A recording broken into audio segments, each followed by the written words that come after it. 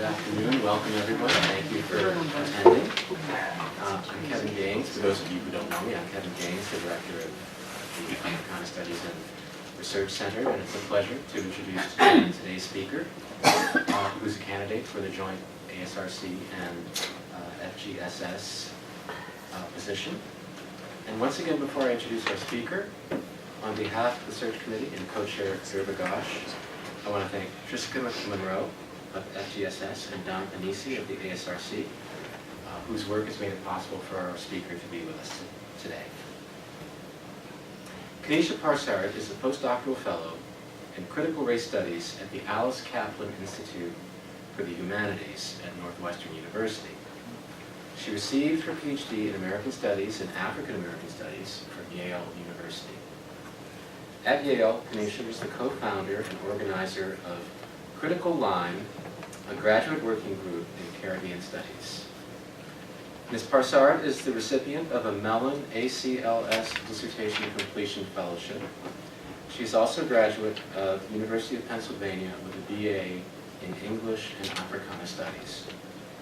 Her publications include an essay on aesthetics in the edited volume entitled Indo-Caribbean Feminist Thought, Genealogies, Theories, Enactments, published in 2016, and also a review essay on the Caribbean in Transnational American Studies in American Quarterly.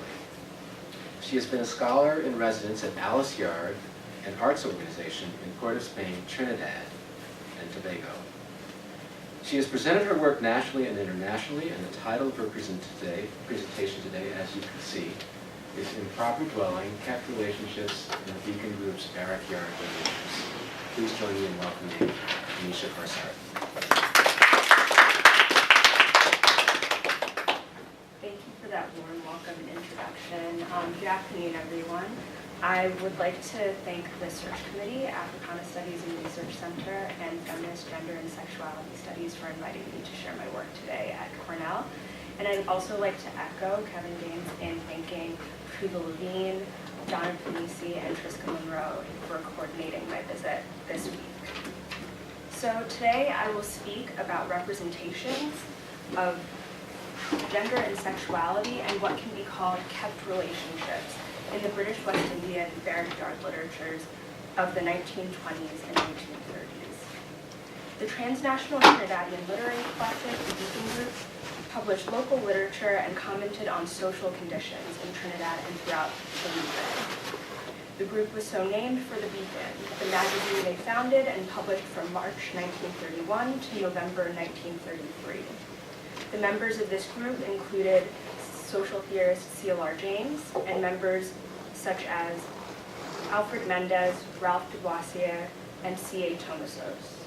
They penned short stories and novels centered on kept women and men who lived in barrack yards, working-class housing comprised of long, low buildings centered around common amenities such as a standpipe.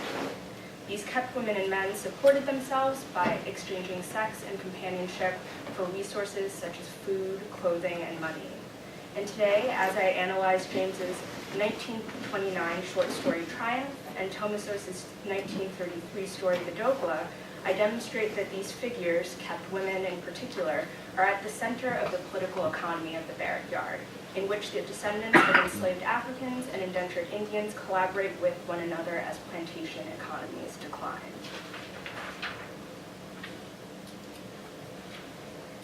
This chapter is part of my book project, Improper Dwelling, which examines the placemaking practices of African and Indian working peoples against British West Indian housing and planning initiatives between the Emancipation and Independence periods. I examine a range of texts and archives to understand three spaces of dwelling. The first are the post-emancipation estates and crown lands. The second is the Barrack Yard of the 1920s and 30s, on which I center my talk today, and the emergence of single-family developments following slum clearance in the 1940s and 1950s. I place literary and visual works, largely from Trinidad and Tobago, in conversation with historical documents on housing and planning initiatives throughout the West Indies, particularly in Trinidad and Tobago, Jamaica, and Guyana. This reading practice unveils how working people are represented and portrayed in these natural and built environments. And in so doing, I reveal the informal economies of these working peoples, including squatting, subsistence farming and fishing, and kept relationships. In Chapter 1, I show that Michel Jean Casabon's post-emancipation landscapes reflect the labor of African and Indian working peoples and therefore challenge picturesque landscape aesthetics. In Chapter 2, from which this talk is drawn, I read the Beacon Group's Barrack Yard literatures to examine kept relationships and kept women, who are often of mixed African and Indian descent, as central to the gendered political economy of the Barrack Yard. And in this triptych of photographs from the Planning and Housing Commission from Trinidad and Tobago, the photographer's distance allows us to see the kind of chief characteristics of the Barrack Yard. So at the top, the bleaching stones on which residents would dry their clothing. In the middle, the dense and porous rooms that characterize the Barrack Yard. And finally, the long, kind of low building in which the rooms would be arranged.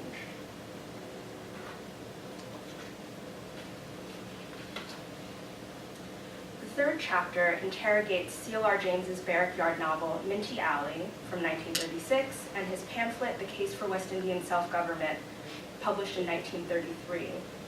I read these literatures together in order to decipher James's contradictory representations of African and Indian relations toward what I call Barrack Yard politics. The fourth and final chapter reads V.S. Naipaul's A House for Mr. Biswas to understand what I call the racial family alongside slum clearance and the single-family house form. Here I want to outline one of the captions of the photograph I just displayed. So this reads in part from an anonymous caption, Number 7 Arbuckle Street, West Indian household, and here West Indian refers to a family of African descent rather than of Indian descent. There are 6 people in the household, and the buildings have been roughly plastered and gives a dirty appearance outside. And here the kind of significance between comments on race, the constitution of the family, and the appearance of the house allows planning and housing commissions to comment negatively on the lives of African families in particular. My book project deploys feminist approaches to the legacies of African slavery and Indian indentureship. To this end, my goal in this book project is to contribute to the discussion on transnational feminism and critical race studies, particularly the interventions of these disciplines into geography, in the works of scholars such as Doreen Massey and Catherine McKittrick. Improper dwelling addresses how place in the British West Indian colonies depended upon the management of African and Indian laboring populations in the long century between emancipation and independence. As emancipation imperiled the West Indian sugar industry, the British government recruited indentured laborers from the Indian subcontinent to its colonies in the mid-19th century. Slavery and indentureship were interconnected projects of racial capitalism, and in the late colonial period, the British colonial state sought to separate and manage these labor populations, using strategies such as residential segregation. They meant to prevent all manner of collaboration through this management of space, from labor organizing to sexual contact. My scholarship illuminates the informal political repertoires of African and Indian working people as they refused British colonial rule. The remainder of my talk today will address, first, a reading of British West Indian archival material that reflects the intertwined social and spatial aims of West Indian housing and planning, and second, my reading of representations of kept relationships, and particularly kept women, in the Barrack Yard literatures. In the early 20th century, the Barrack Yard, a local term for slum in the British West Indies, housed the working people in the towns and cities of the region. The yard consisted of long, low buildings facing open space, where the residents shared a bathroom, water, and cooking implements. The rooms were small and porous, and the residents were familiar with one another. The inhabitants of Barrack Yards were descendants of enslaved Africans and indentured Indians who had migrated away from sugar estates to find work in towns and cities in the late 19th century. Some were employed as laborers or market sellers, still others survived through the informal economies that I detailed earlier. In particular, men and women in the Barrack Yard survived through kept relationships, short-term relationships in which they visited with their neighbors and with traditionally employed people who supported them financially. One of the premises of the British West Indian colonies was that the built environment, should be in order, well-planned, and housing a hard-working populace. In the colonies that relied on indentured Indian laborers such as Demerara, now Guyana, Jamaica, and Trinidad, the descendants of enslaved Africans and indentured Indians should follow this order. They should not only be reliable laborers, but also form respectable nuclear families within their own race. Though there are few explicit references to race in the land laws or in the housing and planning policy of the British West Indies, the captions of photographs from the Planning and Housing Commission of Trinidad and Tobago, which I displayed earlier, for example, reveal that it was important that the members of these nuclear families share a single racial background, and also that they ascribed particular characteristics to each of these families. The single-family houses that emerged in the late colonial period bore a resemblance to the estates of a century earlier, Africans in one dwelling and Indians in another. To this end, British colonial reports on housing and planning revealed particular concerns about the Barrack Yard and the kinds of families that would flourish in these environments. The Caribbean Commission published a report from a West Indian Housing Conference in 1951, Aspects of Housing in the Caribbean. By this time, slum clearance had begun in Trinidad and Tobago, which formed the basis for housing and planning policy throughout the British West Indies and indeed throughout the British Empire. Aspects discusses the characteristics of working class housing in each West Indian colony, as well as the recommendations for the materials to be sourced for future single-family housing. The report particularly included Executive Secretary of Public Health, Dr. P.H.J. Lamp's essay on housing and health. In this essay, he describes the slum diseases, which, whether they are viral, bacterial, or social, are always communicable.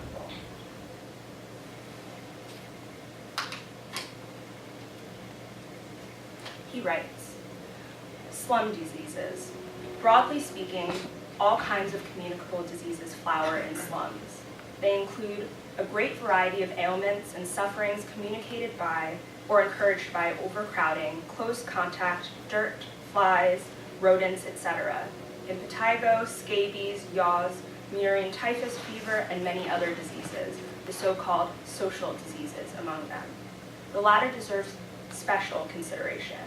The city slum in particular is a breeding place of venereal diseases, illegitimacy, prostitution, criminality, and lack of moral restraint.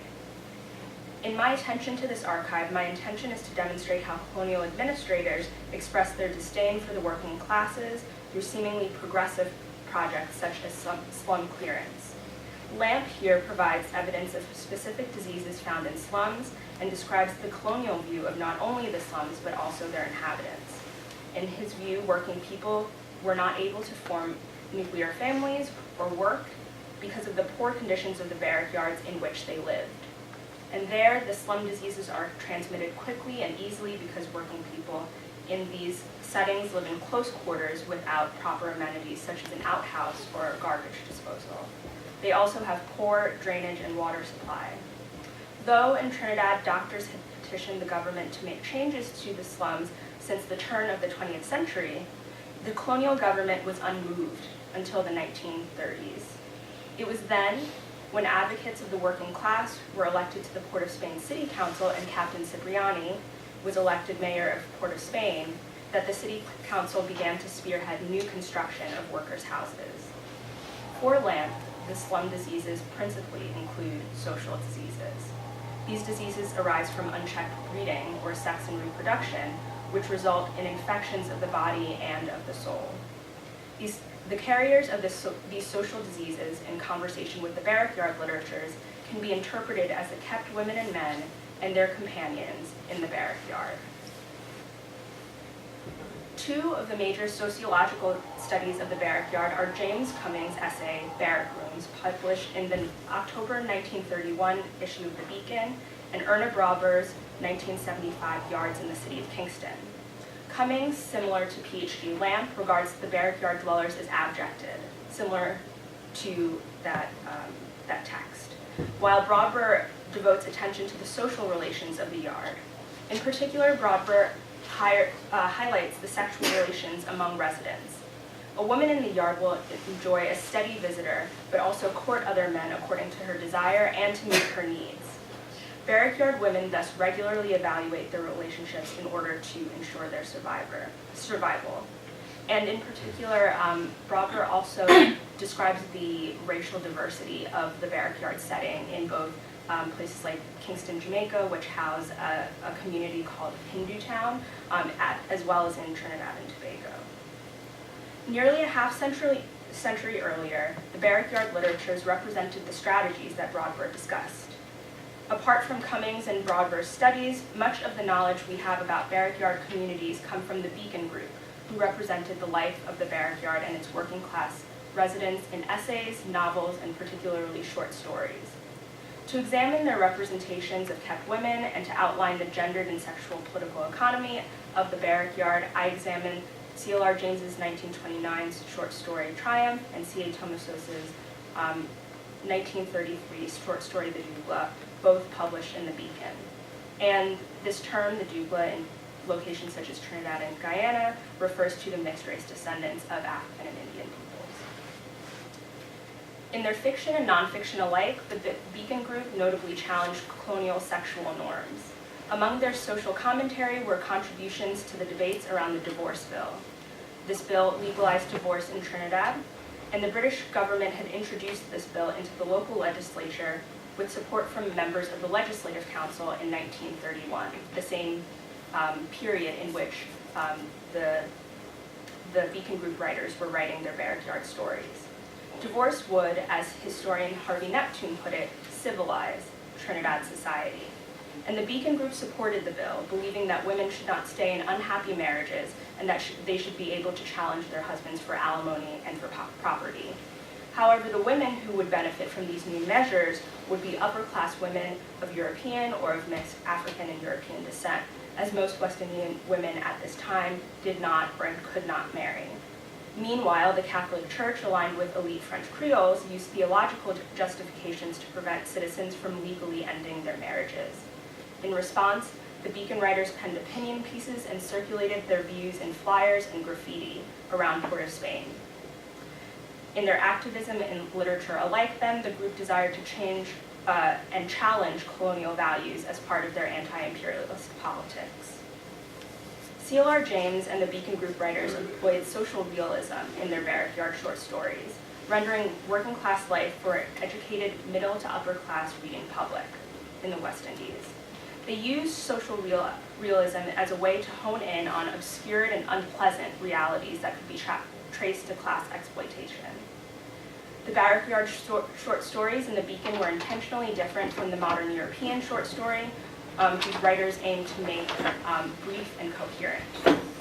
In contrast, the Beacon editors emphasized technical ability as well as a West Indian sensibility in submissions to their short story contests and in their own short story writing.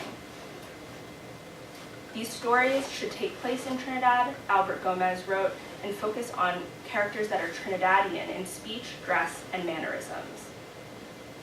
Many decades later, James underscores the interest that Barrack Yard life held for him as one educated in the Western European classics and who adopted its values.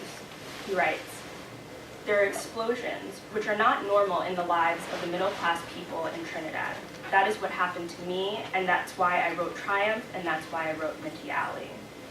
As many of the Beacon Group writers did, James spent time in a Barrack Yard, which inspired his writing of both Triumph and Minty Alley. The explosions he refers to often result from jealousy among and between men and women as they secure romantic partners who would support them financially and with whom they might acquire land or housing. However, it is important not to read these literatures simply as what Aaron Kaneesha calls a counterpoint to the dull lives of the middle classes in his analysis of James's fiction. Though James and the Beacon Group centered the lives of working women in their stories, they failed to understand that these women are not a foil, but rather are central to the operations of the Barrack Yard and constitute an economy that poses an alternative to the plantation. To this end, in addition to the form of the yard itself, I focus on the figure of the kept woman who refused a work schedule and the strictures of motherhood and marriage. The Beacon Group literatures reveal the terms of the kept relationship in the Barrack Yard. The setting makes intimacy possible.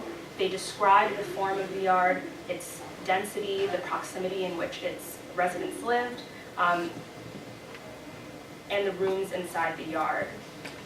The stories portray the dilemmas that kept women face when their keepers are displeased and how they navigate the yards as they seek support. Kept women are cunning here. They negotiate their relationships with their patrons.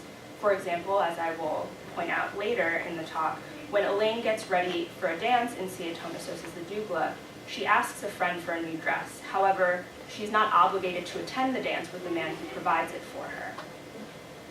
While middle-class readers of the Beacon found such material obscene, the journal's writers were intentionally judicious in their descriptions of their relationships. In place of love scenes, the stories use the perspective of the limited narrator or the character's lovers to describe the kept women as sexually attractive. The introduction of Barrack Yard stories often focus on its form. In C.L.R. James's 1929 short story Triumph, the narrator opens by attempting to define the West Indian Barrack Yard. James writes, "Where people in England and America say slums, Trinidadians say barrack yards. Probably the word is a relic of the days when England relied as much on garrisons of soldiers as on her fleet to protect her valuable sugar-producing colonies." The narrator here poses something like an analogy or taxonomy. The thing known in England and the United States as a slum, in his view, must take a different name in the West Indies because the barrack yard grew out of military barracks, and, in my view, out of the barracks or logies in which enslaved Africans and later indentured Indians lived. The narrator continues by describing the barrack yard as an urban planter would, with exact measurements and yet from a distance. Every street in Port of Spain proper can show you numerous examples of the type.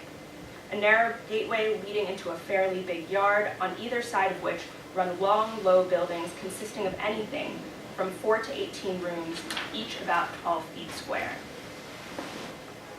Following these neutral descriptions, however, are judgments about the conditions of the yard.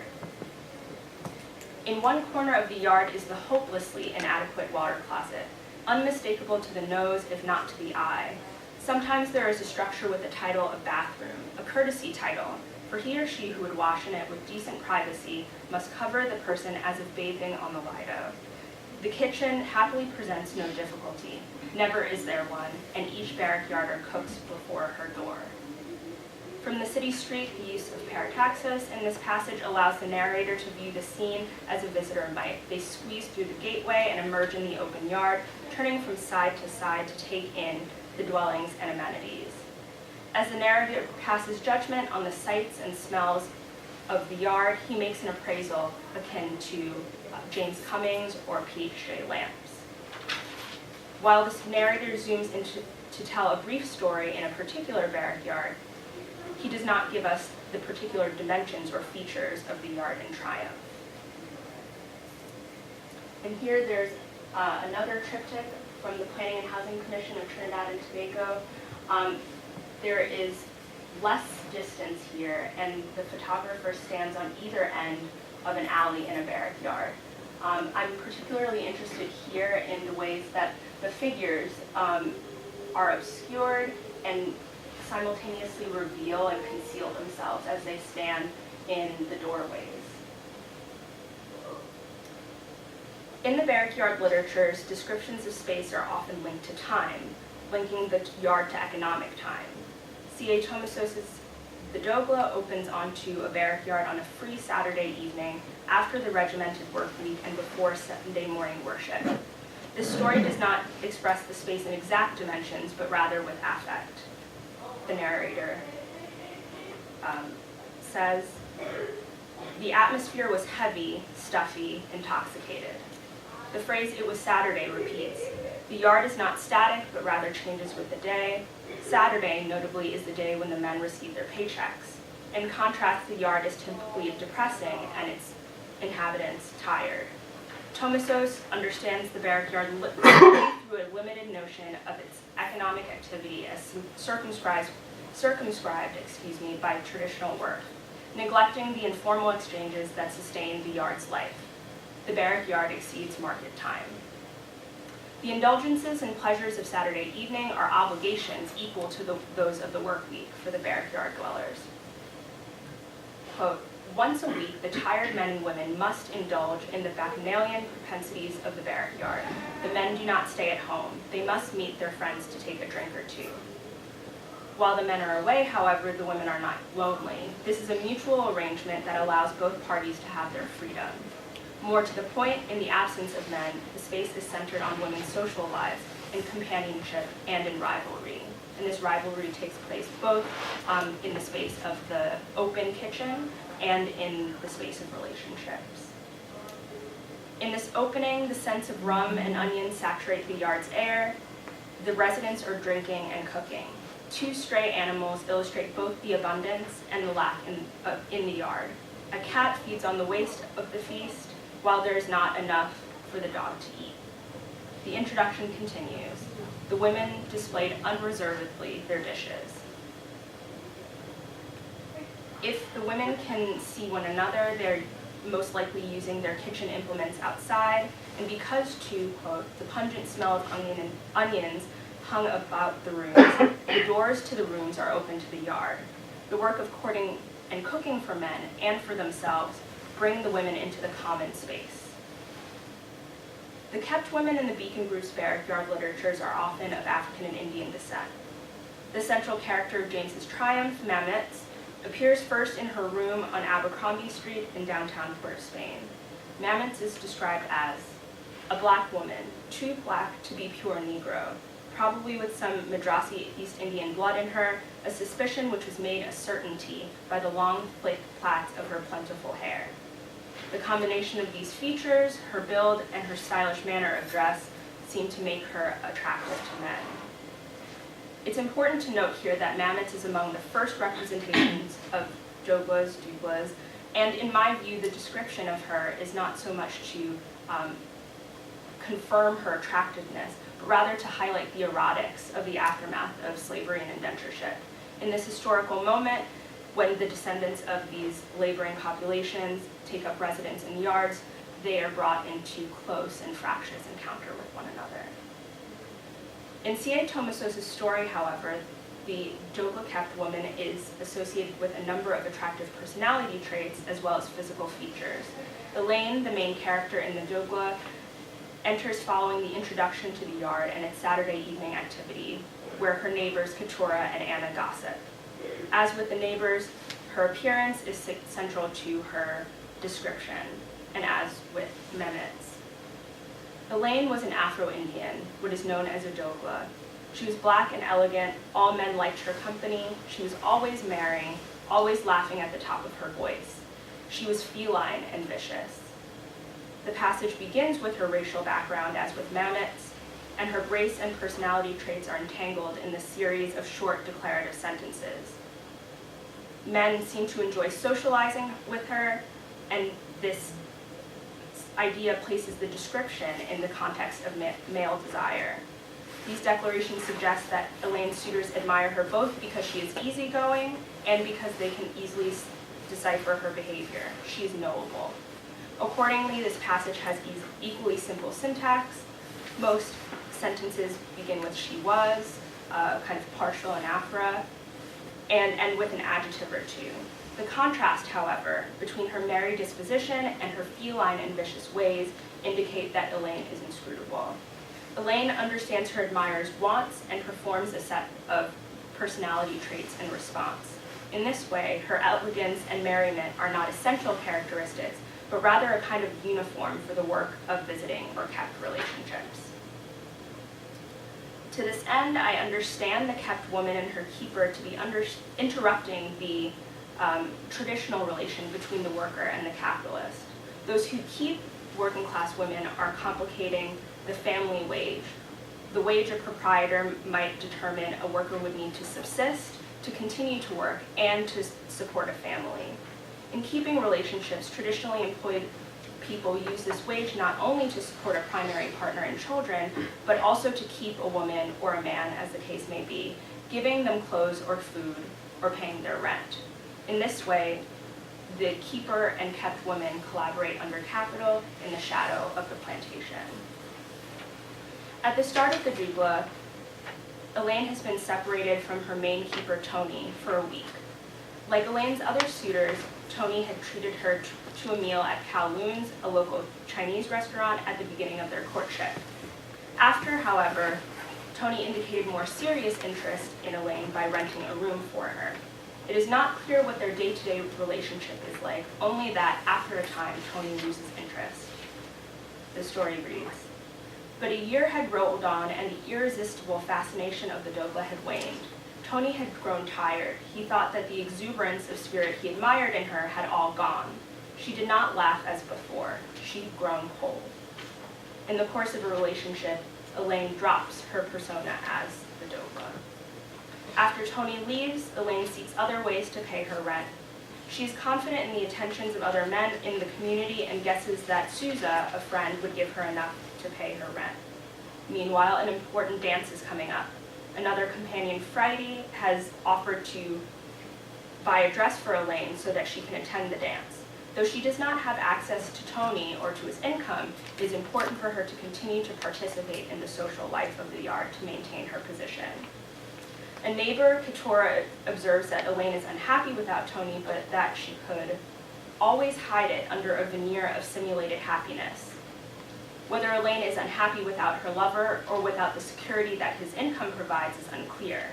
She simulates her happiness without Tony as she does her love for Tony. In the falling action of the story, Elaine readies herself for the dance methodically. She loosens her hair from her characteristic plaits, she combs her hair, dresses, and examines her appearance before Sousa arrives to accompany her to the dance. Elaine is not beholden to any one man at this moment. Befriending different men allows Elaine to meet different needs without exhausting one man's resources.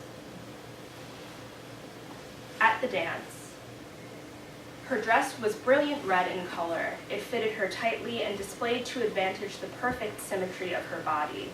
Her large eyes rolled, her white teeth sparkled, her curly black hair glistened. All eyes were turned to her. The men gathered in groups and smiled. The women whispered to one another. At the dance, Elaine seeks out and has the desired effect on Tony. The brilliant red of her dress overwhelms him. Her appearance literally warps Tony's senses. And after Tony separates her from her dance partner, Freddie, the story continues. There was silence for a moment, and the next day was bright. Reunited with Tony, Elaine is comfortable again. The lacuna in the quoted passage, however, points to the dynamic between the two parties. While Tony believes he's consuming her, the Dogla, Elaine is also consuming his resources, and in this way the kept relationship requires a delicate balance of expectation. In Triumph, descriptions of the women of the yard make a problematic distinction between legitimate work and leisure. Irene had to do washing to help her out, while Mametz and Celestine did nothing, merely cooked and washed clothes for their men. This sentiment appears in the narrative as well as in dialogue. Irene, a neighbor, accuses Mametz and her friend. Irene says, "The two of all you don't do nothing for your living. You only sitting down and eating out all the men you living with." Irene's invective reveals a competition for work and the assumptions about various kinds of work among yard women. Mametz is sitting down and therefore idle rather than moving about with washing or food for an upper-class employer. In fact, however, Mametz has to court and dress for her man. Then she closes her door to the yard before engaging in unspecified activities with her keeper. While the three women all do domestic work to earn money, the description implies that Irene is not in a sexual relationship with her employer. Though Mametz and Celestine cook and wash for the men who keep them, they do not care for a household or a community as Irene does and earn her disdain. Mametz, in response, rejects marriage, calling it exploitation. She says, I will be a perfect slave, I are right as I be. Within marriage, Mehmet would no longer be able to court several men and collect resources, and the domestic work she does for the men who keep her out of desire would become an obligation. While Mehmet had lost her keeper, a tram conductor, at the beginning of triumph, she is all right in the end. She soon has two keepers, Popo, who pays her rent, and a butcher, Nicholas, who gives her free meat. On Easter, her enemy, Irene, attempts to sabotage her, going to tell the butcher that Mehmet and Popo are spending the day together. Nicholas flies into a rage, and at first it will appear that Mehmet will suffer the same fate that she had with the tram conductor who had beaten her before leaving her. While Mehmet's relationship with Nicholas resembles her previous relationship, this story ends differently. Celestine, her friend, lies to help her, saying that Popo was never at the yard at all. Irene must watch as Nicholas begs for Mehmet's forgiveness and continues to support her, his first gift totaling $50, much more than the $3 she had received from the tram conductor each week. As Mehmet begins another courtship, she has allies to help her balance the attention of the men who keep her. Instead of working simply to subsist or performing domestic work such as washing, kept women like Mehmet and Elaine are able to meet basic needs and to purchase luxury goods such as jewelry, or to buy tickets for leisure activities that they spend together. And in this way, the Barrack Yard makes possible another means of subsistence. Housing and planning bodies in the British West Indies carried out slum clearance in the 1940s and 1950s. In their place, institutions such as the Planning and Housing Commission of Trinidad and Tobago created new developments that emphasized single-family housing. These houses and flats accommodated nuclear families, neither the single workers nor the extended families and couples who lived in the Barrack Yard. Each house was on its own lot, and between each flat would be walls and doors. No longer would smells and sounds travel between living spaces, and no longer would people of various racial backgrounds often live alongside one another. As the West Indies began to govern their own affairs, housing reforms improved the living conditions of working people. In the process, however, these same reforms extinguished aspects of the community life in the Barrack Yard. These new developments adopted and enforced the nuclear family and traditional wage labor. With the emergence of the single-family house, there would no longer be dirty water closets or stagnant water, and importantly, as the Barrack Yard waned, its residents could no longer collaborate with one another. A woman could no longer share her meat with a friend who is hungry, nor could she successfully balance the affections and resources of several men. The single-family house would require marriage and reproduction within marriage, headed by a provider who earns a wage. Though in the 1930s, the divorce bill signaled property rights for certain middle and upper-class West Indian women, the women of the Barrack Yard had long enjoyed another kind of freedom. Indeed, to read the Dogla and Triumph Through Kept Relationships foregrounds the sexual exchange that drives the Barrack Yard alongside plantation economies. In the 20th century Barrack Yard, the kept woman presents an alternative to the cane worker or to the oil field worker, an alternative that housing and planning bodies could not long contain. Thank you.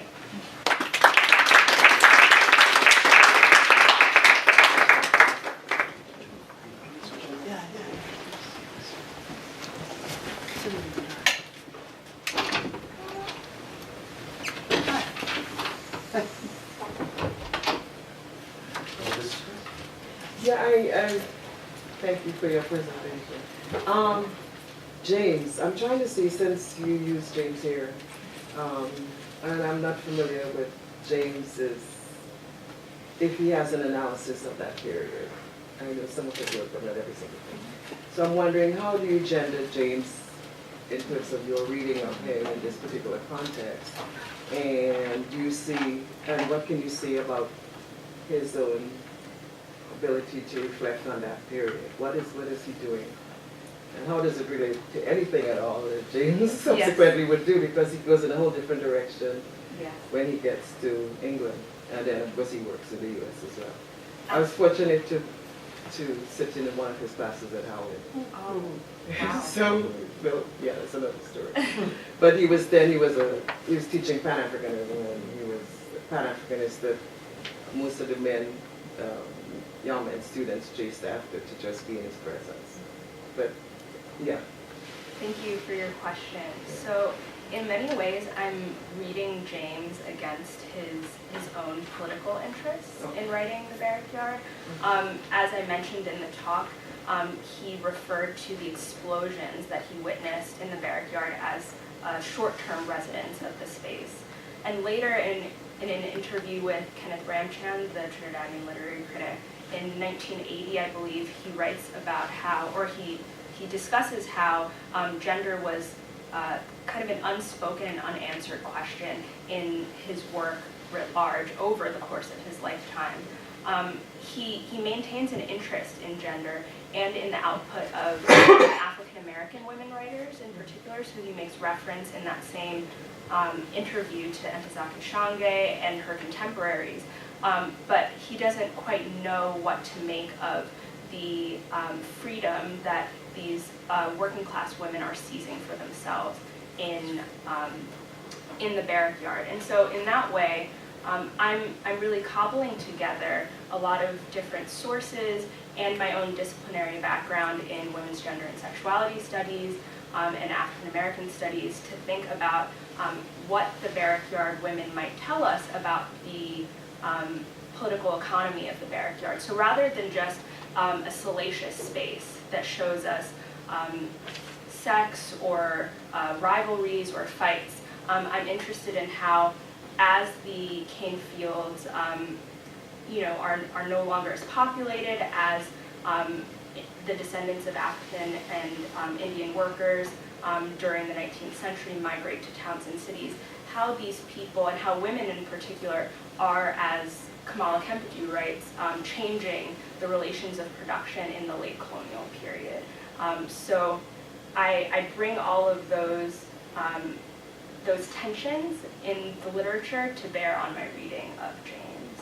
So basically you're saying James is not doing it, it has to be the subsequent scholarship? Yes.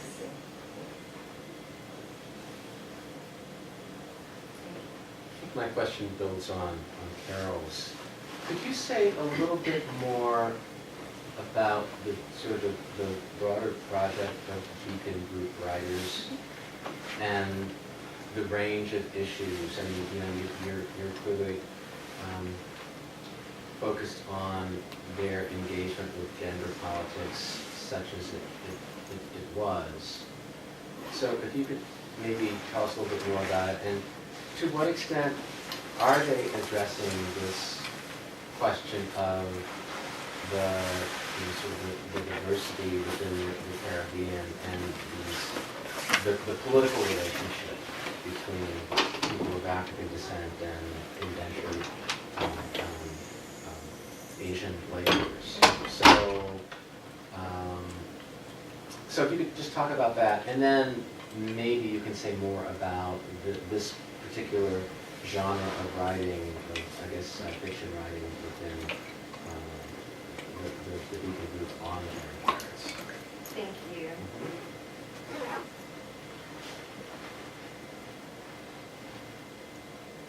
Okay, thank you for your question. So in terms of the scope of the Beacon Group writers, many of the short stories exceeded the focus that I discussed today. So while there are several stories, about 4 or 5, that focus on Dogla-kept women or men, in one case, in Alfred Mendez's Sweet Man, there are a variety of stories that focus on the descendants of Chinese indentured laborers, on the tense and often fragile relationships between elite men and women, and how their marriages are threatened by women asserting their autonomy within the relationship.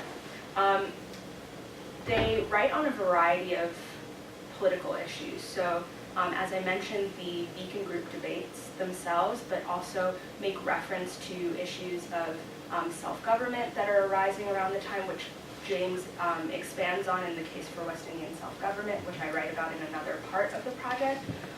They also discuss the American occupation of Trinidad during the 1930s, which Harvey Neptune writes about very much in his monograph. And then in terms of the genre of Beacon Group writing, there's kind of a wide variety of characteristics that we can ascribe to these writings. So in terms of the short stories, as I mentioned, they don't kind of ascribe the characteristics of the modern European short story to them. They're not simply brief and coherent. They don't employ a twist for the sake of narrative completion, but rather to illustrate the triumph, such as it were, of a character in abject conditions or seemingly abject conditions.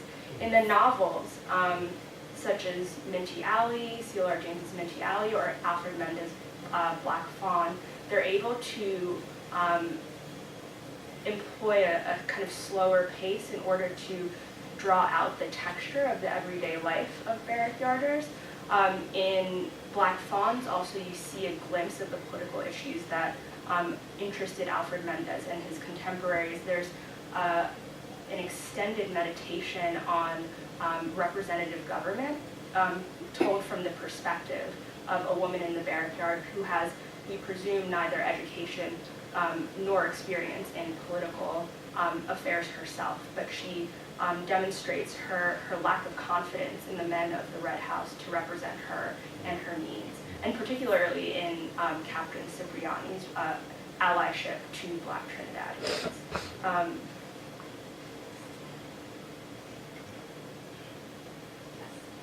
Thank you so much for your talk. I want to follow up a little bit about the political economy aspect of what you were describing. And in some ways, I just feel like, you had to cover so much ground in your talk. I was really interested in the aspect of it where the kept women functioned as a kind of nodal point in their community, while at the same time sort of foiling or working against a kind of rivalry. But what I thought you didn't quite have time to get into was this very thing that you end on, which I thought was so rich, which was that the kept women represent a kind of alternative economy. And so I was wondering what that looks like from the rest of your research, from the rest of the things that you know. And one thing I was wondering about these barrack yards versus the single-family housing of the 50s is, how did that relate, and if you know, and if you don't, that's totally okay, to childcare and the relationship? I would imagine that these kept women are occasionally giving birth in the absence of, really good contraception. And so I'm wondering what that part of their lives, how that would have affected their role in the community. Because I think about childcare, yeah. Yes. Do you? Thank you.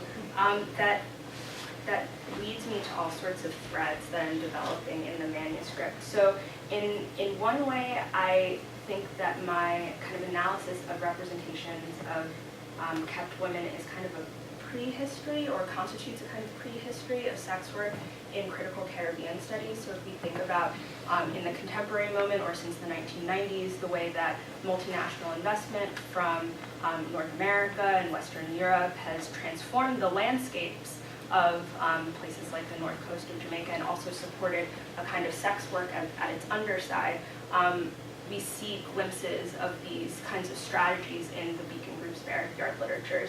Similarly, I'm thinking with and seeking to kind of expand the discussion that's begun in works like Wages Against Housework, in which we are thinking about how to truly value the work of domestic workers and of wives who are working within the home.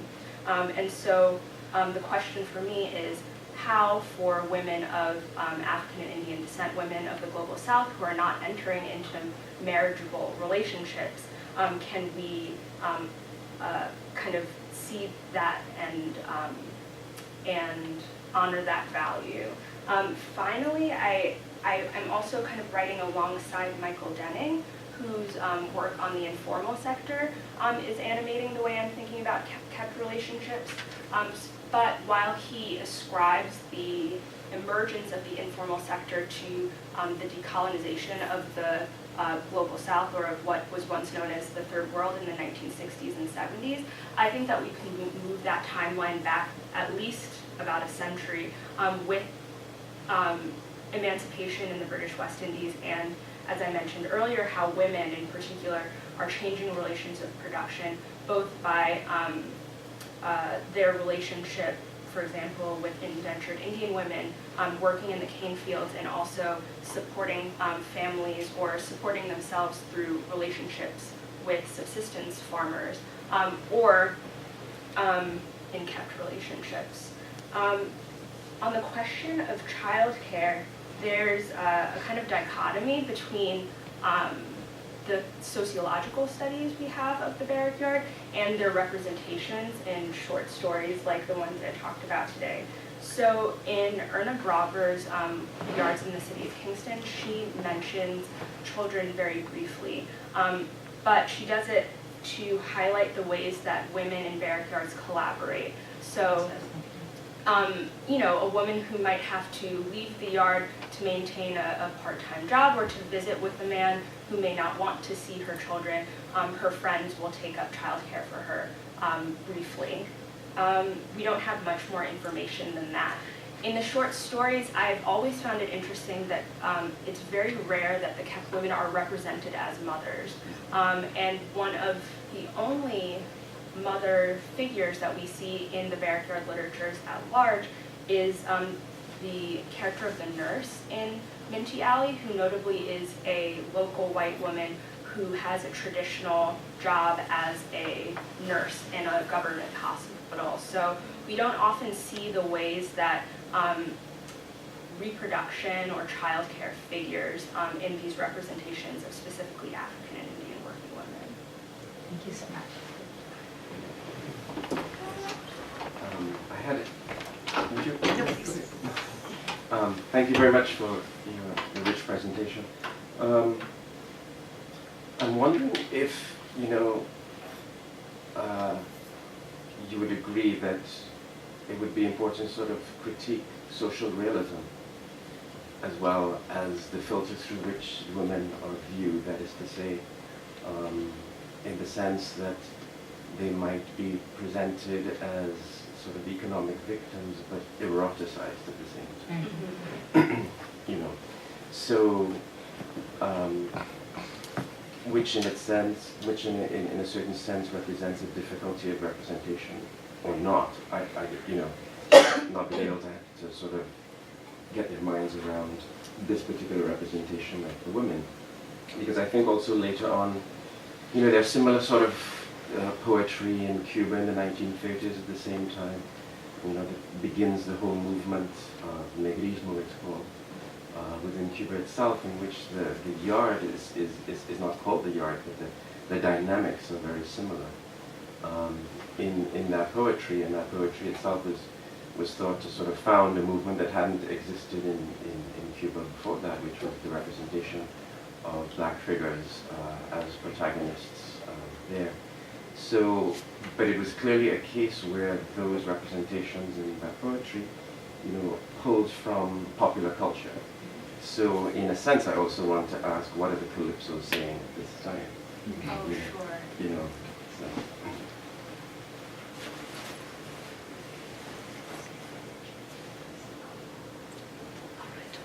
Okay, so thank you.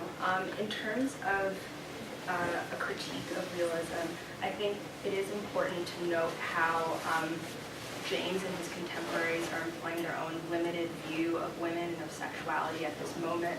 I can think of Patricia Saunders' criticism of the Beacon Group's writings, in which she thinks of the kept relationship as a metaphor for the exploitation of the British West Indian colonies by the metropole, or of Nicole King's criticism of the same body of literature, in which she criticizes James and his contemporaries for what she calls their vulgar and stereotypical depictions of the kept women and men. what I'm interested in is how, through the lens that I'm employing, working through critical Caribbean sexualities and the long history in particular of visiting relationships and other kinds of non-nuclear family formations, that we can understand how the political economy of the Barrack Yard is really driven by women, rather than seeing women as victims of these conditions, these economic conditions. And in terms of Calypso, I think of the kind of falling action of Alfred Mendez's story, Sweet Man, which focuses uniquely on a man who's in a kept relationship. He attempts to assert his autonomy at a dance, which is often where the climax of these stories are set. He has a woman who regularly keeps him, but he decides that he wants to openly dance with another woman that he desires. And in this setting, the Calypso Woman Sweeter Than Man plays, and his main keeper then uses this Calypso to inspire her to not only take her sweet man back, but also to humiliate him for kind of asserting this autonomy. So in that way, we see even in what is a kind of flipped gender relation in this story, that women are still kind of driving the action and driving the work of the kept relationship. I was really intrigued by the, I guess, the kind of history of urban planning. That's part of the background of the talk, and this transition from the barracks to the single-family homes, and that is a certain kind of social engineering that was also understood to support the labor arrangements. And I wonder if you can teach me a little bit more about the, I'm just wondering, to what extent is urban planning carried out in colonial spaces as a certain kind of experiment, as many technologies, modern technologies were. Yeah, and also in particular this piece about the organization of the household as a key feature in the imagination of the urban planner. Absolutely. So urban planning in this context is interesting because it doesn't arise from the British colonial government itself, but rather is a response to the riots and rebellions of the 1920s and 1930s throughout the region. So in the Moyne report, which was generated from a commission of inquiry following the rebellions, or kind of as they were waning, they noted that workers in rural and urban areas alike wanted better housing as part of their requests for better labor conditions more generally. What I'm arguing is that even though this is a response to the desires of working people, what is also happening is that the communities that they're intentionally forming around these visiting relationships is also extinguished. I think this is particularly interesting in the context of the legacies of slavery and indentureship, because Trinidad ends up becoming the impetus for planning throughout the British Empire. So we see in locations in East Africa and South Africa where British colonial governments are seeking to manage indigenous African laboring populations as well as indentured Indian populations. They are intentionally crafting single-family workers' housing in order to prevent the possibility of strikes or of other kinds of labor collaboration. So in some ways, the Moyne Report recommendations in Trinidad and in the British West Indies at large is both an answer to the requests or the demands of the labor rebellions, and also a measure to prevent them from happening again in the same way. And I think also of the the ways that, for example, in 1937, we have the kind of the largest expression of African and Indian solidarity, however brief and however extinguished, in a large-scale march in South Trinidad. That can't happen when people are not living and in contact with one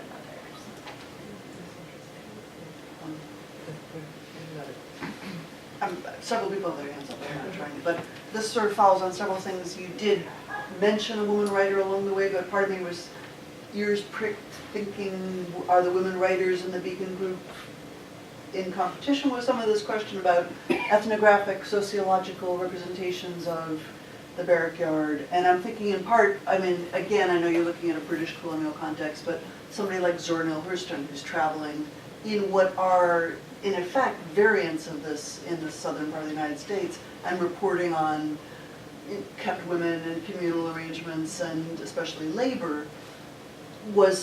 Did people read her? Was there any interpenetration? So probably just like, given that you're doing a kind of ethnographic sociological treatment about this architectural phenomenon, I'm also curious about how much are women's voices part of what you hear when you're representing this, or do you imagine that the project will go that way? Sure, yes. So in thinking about women's voices, there were actually no women writers in the Beacon group itself, but they did enjoy the financial support of women financiers. So the Women in Trinidad, the name of one chief supporter is escaping me at the moment. So as I think about the Barrack Yard and the kept women there, that's where I'm kind of using Erna Broadberg's work, of course, nearly a half century later, because she is intentionally going and spending time with the women of the Barrack Yard to understand the way they negotiate their relationships with men, and the importance of friendship with other women in creating livable lives in this setting.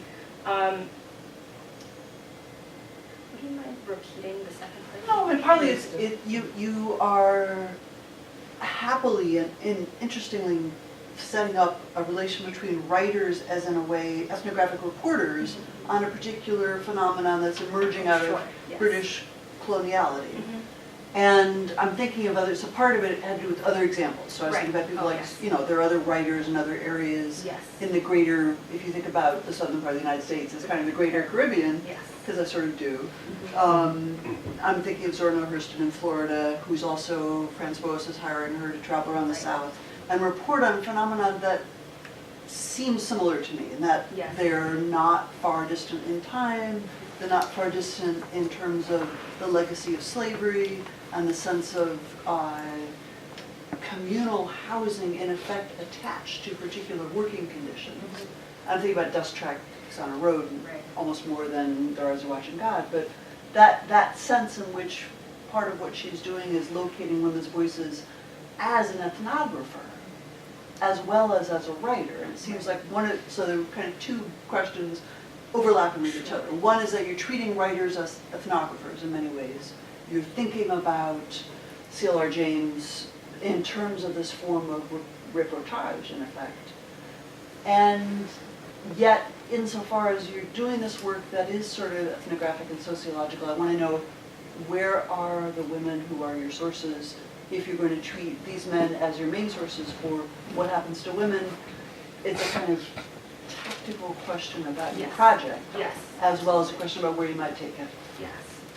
Thank you for that clarification. So, in thinking about the ethnographic or sociological qualities of these literatures, I can think also nearly a half decade after Zora Neale Hurston's writing culture critiques, in which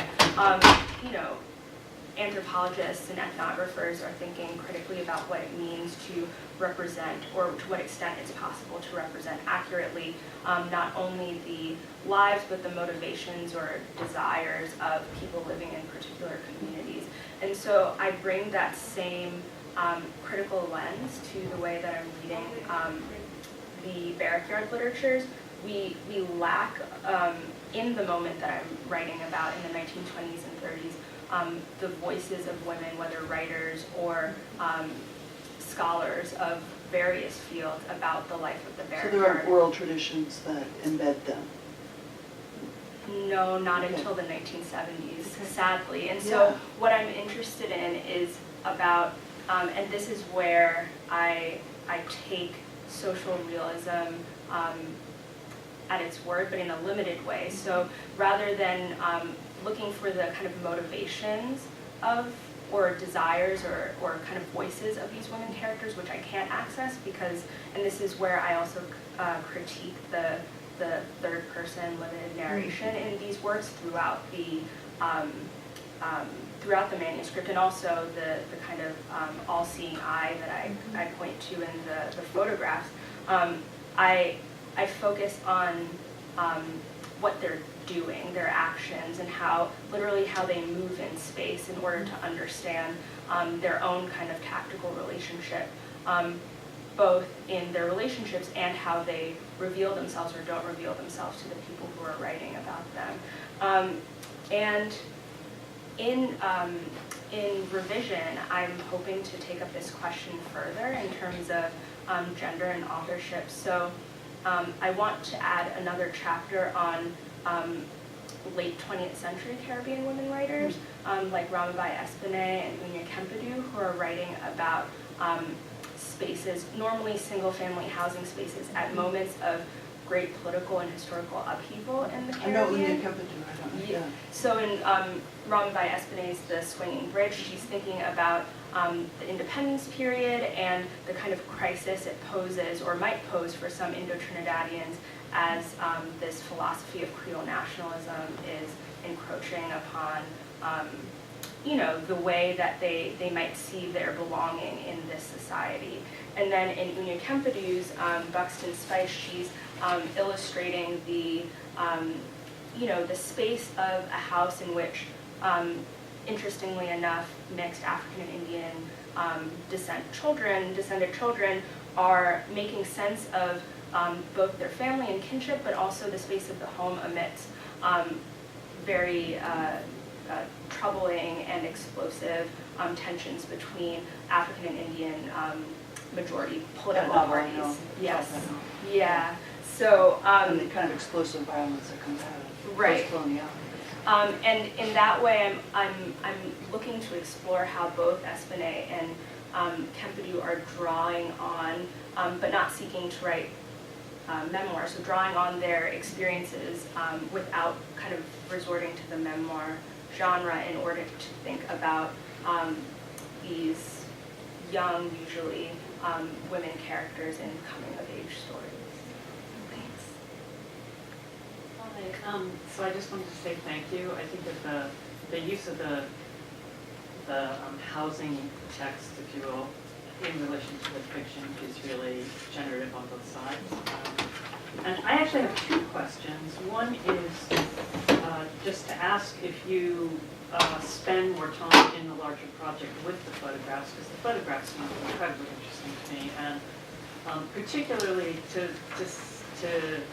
ask you to draw out a little more the extremely intriguing comment you made about the women who were simultaneously hiding and revealing themselves in the alley photograph that we saw, because I too thought that was a really incredibly interesting image.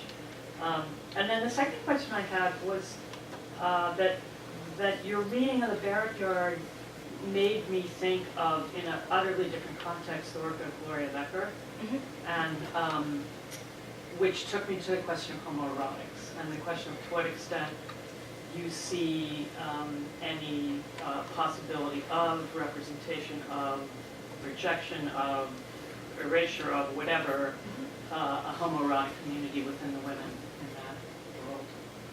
Thank you. So in chapter 4, I spend the most time with the photographs that I displayed, both slum clearance photographs and the photographs of the single-family houses in a community called Frederick Village in central Trinidad. And I juxtapose my readings of them and the anonymous captions treatment of race and family and this notion of dirty or clean houses with both A House for Mr. Biswas and contemporary Indian interest newspapers in the British West Indies. So publications like The Indian and East Indian Weekly, which are in their own way both echoing and troubling the British colonial view of the racial family. So in this context, an East Indian Weekly, and also anonymous, opinion writer is speaking to and kind of making a supplication to the women of his communities and encouraging them to watch their adolescents and encourage them to socialize with one another in Indian clubs so that they don't go out and partner with people of African descent.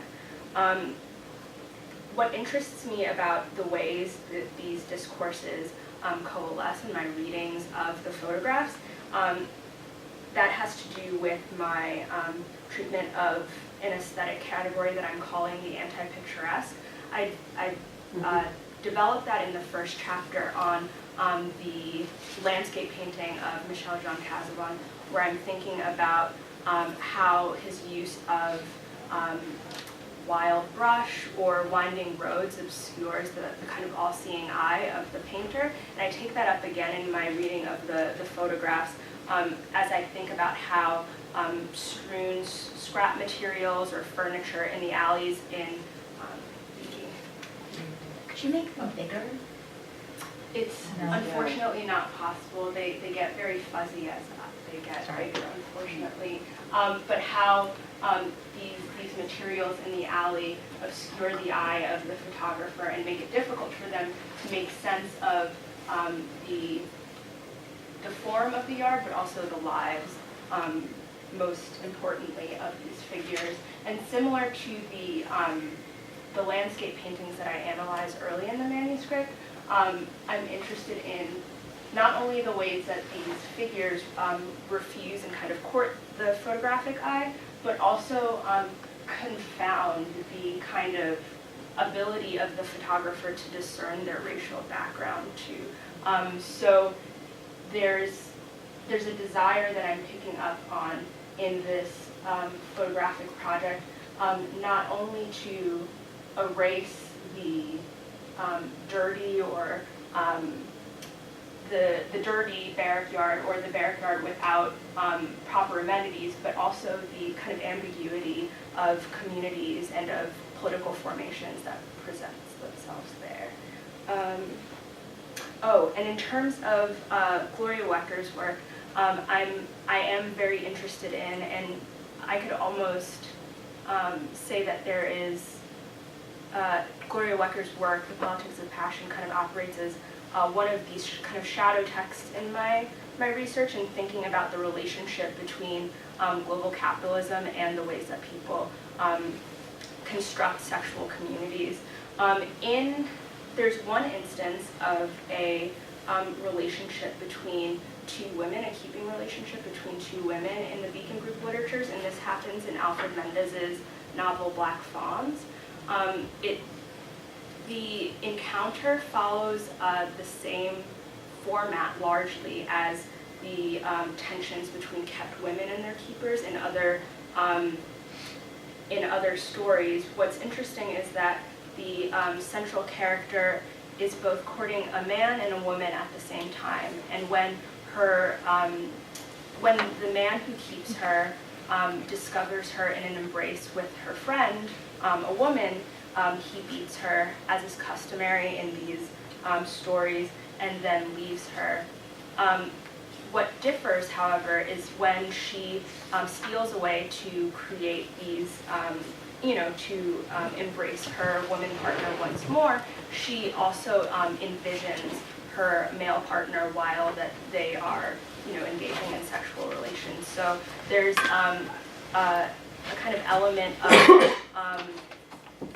of unfulfilled or ambiguous kind of sexual desire in this genre of work. I'm also interested in how, thinking about the friendships between women that we see throughout the genre, how we might see a kind of erotic triangulation in general between women and their keepers who are men, and also between the women friends that they have who also help them to balance these relationships. Yeah, I had another question, and it had to do with something you said subsequently when you indicated that they sort of they kept women prefigured sex workers, but it seems to me there's a missing strand in there, and that is the fact that they're also generating those women who are going to be the independent women who are not. They don't want to be married, and in fact, there was a quote we used in Out of the Kungo which said that the two things the British were really upset about was that precisely, the women who decided that they were not going to be in marital relationships, that they wanted to live their lives independently. And the point that you make in your work about them also keeping men is significant here, because the Jamet women will be doing the same thing, because they're going to take the streets and be at the carnival and sing the calypsos, and they'll be doing the other kinds of more independent stream work. So is there another stream in there that you could put in, or is that in your work at all? The Jamet figure doesn't enter my work. It's in the shadows, because in Triumph, the introduction to Triumph, the narrator discusses how the long arm of the policeman extends into the Barrack Yard and polices its carnival time activities, including the kind of performances and activities of such an independent woman like the Jamet. I would have to think further about whether that kind of public persona of the Jamet fits within the timeline and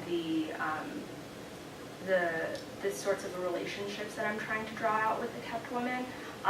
What interests me about the kept woman is the ways that she highlights the kind of porousness of public and private spaces. So just in the same way as the Barrack Yard room opens itself to sounds and sights, she kind of moves in between these seemingly private domestic relationships and her work outside, whether it's in the space of the yard or when she's courting men outside of the Barrack Yard. And so I think I would have to think further about who or which figure either perhaps prefigures the kept woman of the 1920s and 30s, or what we might be seeing maybe even alongside the kind of economic crises in the 1970s with oil prices, etc. But thank you very much.